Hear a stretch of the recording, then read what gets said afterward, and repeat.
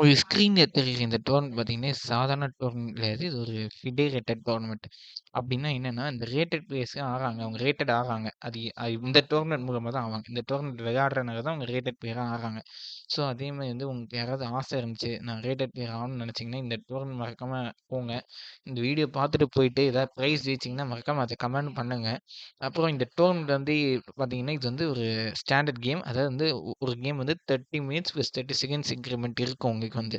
ஒரு நாளைக்கு 2 கேம் தான் நடக்கும். ஸோ இது வந்து 20 மே ஆரம்பிச்சு 24த் மே வரைக்கும் போகும்.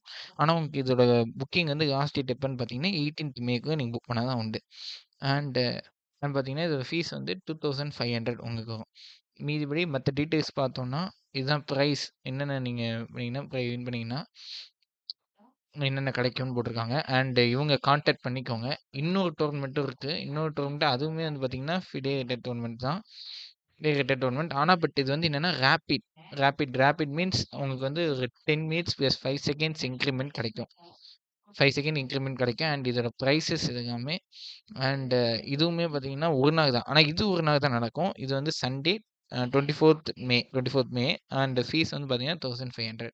மறக்காம செஸ் விரும்புறவங்க, செஸ் விளையாடணும், ரேட்டட் பிளேயர் ஆகணும்னு நினைக்கிறவங்களுக்கு இத ஷேர் பண்ணுங்க. அண்ட் ஃபிடே ஐடி வந்து கிடைக்கணும். அது எப்படி கிடைக்கணும்னு தெரிஞ்சுக்கணும்னு நினைக்கிறவங்க மறக்காம கமெண்ட் பண்ணுங்க. அதுக்கான ஒரு வீடியோவும் போடுவோம் நம்ம.